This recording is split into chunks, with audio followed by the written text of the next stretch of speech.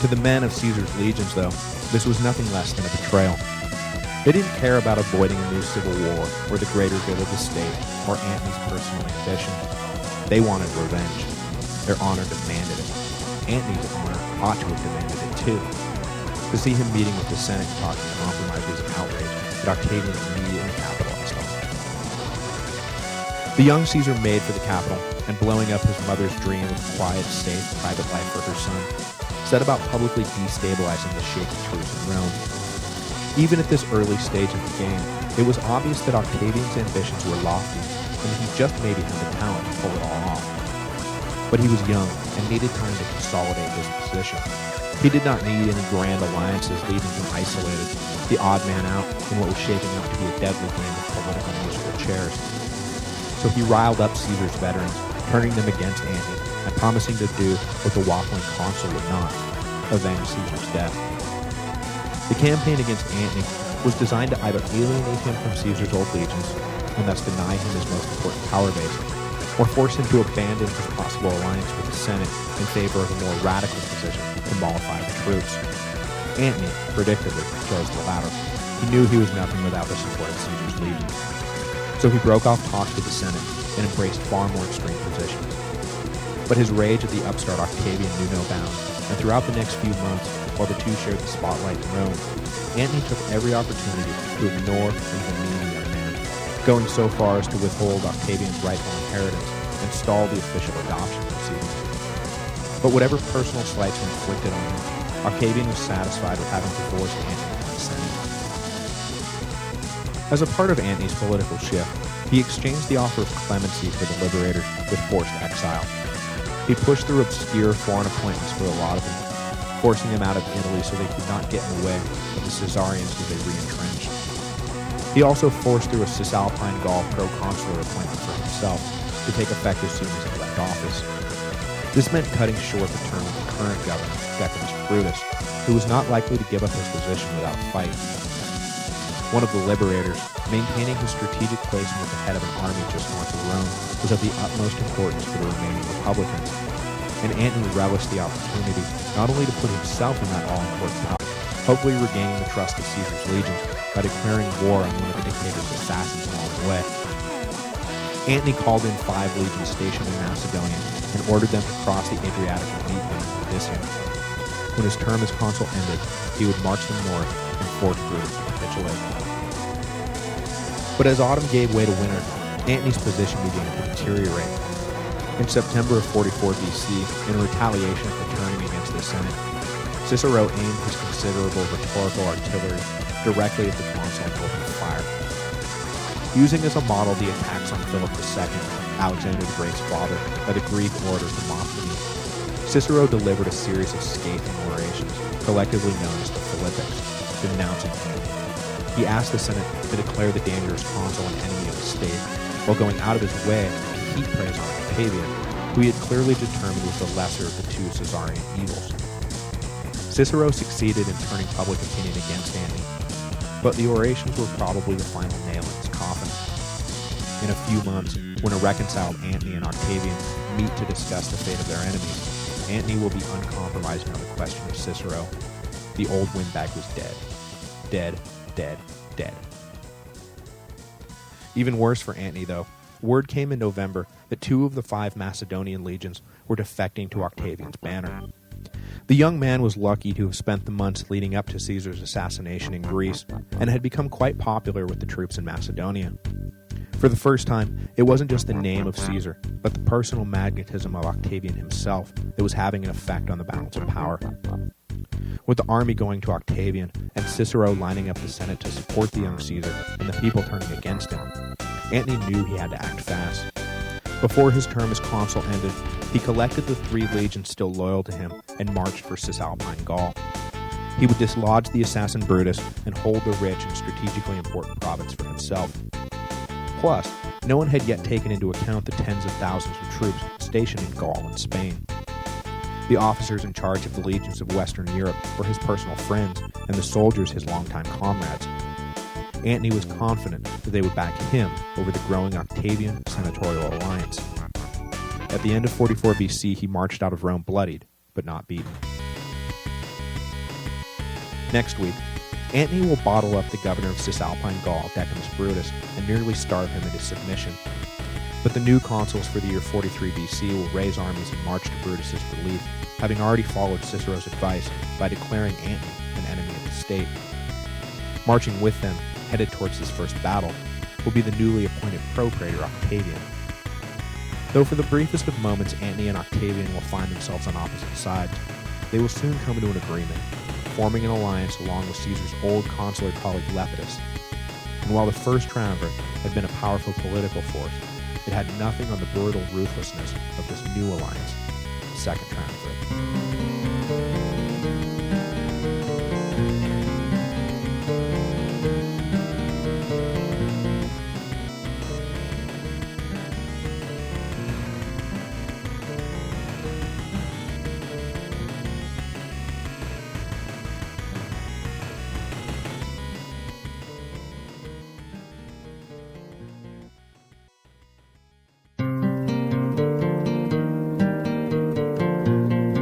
Hello, and welcome to the History of Rome, Episode 48, The Second Triumvirate. On January the 1st, 43 BC, the annual rollover of office holders took place in Rome. Praetors, aediles, and quaestors stepped down from their position, and new men took their place. In keeping with the long-established custom, the men on their way out stepped laterally into prorogued offices in the provinces. Praetors became propraetors, consuls became proconsuls. But what had in the past been a relatively boring reshuffling of the imperial bureaucracy was now a flashpoint for confrontation. Mark Antony, newly minted proconsul, had been slated to take over Macedonia, but in the last days of his consulship, he decided that he didn't want Macedonia. He wanted the rich and strategically important province of Cisalpine Gaul. So he had the tribunes propose and ratify a change in assignments. Except that the term of the current governor, Decimus Brutus, had not yet expired, and he refused to recognize the new orders. This being a new age of Roman politics, an age defined by force rather than persuasion, Antony simply gathered an army and marched for the Po Valley to force Brutus out. Obviously, there were special circumstances surrounding Antony's desire to take Cisalpine Gaul and dislodge Brutus in the process, namely that the latter had been a central figure in the Liberator conspiracy to kill Julius Caesar, but it is nonetheless unsettling how easy it had become for legion to fight legion. 100 years ago, two Roman armies lined up against one another would have been an unthinkable shame. Now, it was as regular as clockwork. By the time January rolled around, Antony was, in fact, already in the Po Valley, with his 3 legions besieging Brutus in the town of Mutina. The new consuls for the year, Aulus Hirtius and Gaius Vibius Pansa, had both been strong supporters of Caesar and had fought alongside him during the civil wars. Indeed, their turn in the consulship had been arranged by the dictator prior to his death. But with Caesar dead, both men reverted back to moderate republicanism. For them, Caesar was a singular figure, and with him gone, it was time for the natural order of things to be restored. So, despite their longtime fellow traveling with Antony, neither of them had much stomach for his continuation of the extreme Caesarian agenda he was pursuing. When the Senate decided that Antony had gone too far in claiming Cisalpine Gaul for himself and declared him an enemy of the state, both consuls were ready to lead armies north and put down their erstwhile friend. Octavian welcomed the new year with relish. Thus far in his brief and meteoric rise up the political ladder, he had not actually stepped foot on the ladder. His prominence was due entirely to his name. The armies he led and the support he enjoyed was all private, and he badly needed some official cover to make himself legitimate. But he was at this point not yet 20 years old, and barely qualified to be a military tribune, let alone the general of an army. But he was determined to not let a little thing like the rules hold him back, and he engineered a rather odd point of entry into the government, skipping the formal offices themselves and jumping directly to an appointment as propraetor. Played an important role in the Senate throwing out the book for the young man. He was asked to merge his legions with the consular armies headed to face Antony, and soon after taking office, he was on his way north to battle in defense of, get this, the Republic. Hirtius was already in the Po Valley when Octavian and the 2 defecting Macedonian legions arrived. Still years away from becoming Augustus, undisputed master of the Roman Empire, Octavian was immediately put in his place by Hirtius, who treated the junior officer like the junior officer he was. Hirtius took control of the Macedonian legions and made sure Octavian understood that whatever his name, a consul's word, was still the law in camp. Brutus was in dire straits and desperately needed relief, but Hirtius did not press Antony right away. He wanted to make sure that when he attacked, Antony would have no hope of victory. Julius Caesar may have been the luckiest general alive, but he was dead now. An overwhelming force might actually count for something again. So he waited while his colleague Pansa finished raising 3 new legions. Antony would stand no chance against their combined armies. At the beginning of spring, Pansa was ready and began to march north. Antony was fully aware that he would soon be outnumbered, so he broke off his focus on Brutus and headed down to ambush Pansa before he could link up with Hirtius and Octavian. At the small village of Forum Gallorum, Antony's veteran legions surprised the raw recruits led by Pansa and crushed them with relative ease. Pansa himself was injured in the fighting. The only drawback, though, to easy victory is that it breeds complacency, and while Antony's men strolled merrily back to camp, they were surprised by Hirtius' army, who had marched south when the consul realized what Antony was up to. The only thing that saved Antony's legions was the onset of night, which forced an end to what was shaping up to be a slaughter. Missing all the fun was Octavian, who was apparently left behind to guard the camp, a fact that Antony would use to needle his rival for years. Remember Forum Gallorum when you... Oh no, wait, you weren't there, were you? But 6 days later, Octavian would be present for the assault on Antony's camp. Hirtius may have lost the edge of overwhelming force, but Antony's men were in bad shape and looked ready for a finishing off. The consular army stormed Antony's camp and broke through the gates.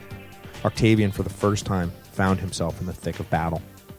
Legend has it that when Hirtius was killed near Antony's tent, that it was Octavian who dragged his body out of harm's way. Though a later, equally repeated rumor has Octavian secretly killing Hirtius in the din of battle so he could seize control of the army from a general who had disrespected him. Both stories are likely fabrications. Octavian's career will be filled with these kinds of contradictory myths and slanders. Put simply, though, we know that he was there, we know that he fought, and we know that in his first real battle, he was on the winning side. Antony was forced to retreat, and the siege of Brutus was lifted. Fueling the later slanderous rumor that Octavian somehow managed to murder a consul in broad daylight while surrounded by literally hundreds of men, the other consul, Pansa, died of his wounds a few days after the Battle of Mantina. Allegedly, he was poisoned by a Greek doctor on Octavian's orders. Why would Octavian secretly order the death of a consul? Because with Hirtius dead, Pansa was the only thing standing between Octavian and control of 8 full legions. Whatever part Octavian did or did not play, the deaths of Hirtius and Pansa would be 2 of the more fateful deaths in Roman history. Because once control of the legions fell into his lap, Octavian never looked back. Brutus tried briefly to assert command in his role as governor of the province, but Octavian would have none of it. Brutus wasn't even allowed into camp. Lucky for him, he had been rescued by a man who probably wanted his head even more than the man he had been saved from. Brutus, though, was undaunted and led his legions through the Alps in pursuit of Antony, who was making for Gaul. Technically, he and Octavian were on the same side, but Octavian declined to move an inch and remained camped in Cisalpine Gaul, leaving Brutus hanging in the mountains alone and unsupported. Meanwhile, Antony arrived in Gaul and hooked up with the 11 legions stationed there under the command of Marcus Lepidus. Brutus had no hope of defeating Antony now, but when he turned around, he realized he was staring down the barrel of Octavian and his 8 legions. Sensing disaster, his troops deserted, getting out of the mountains any way they could. Brutus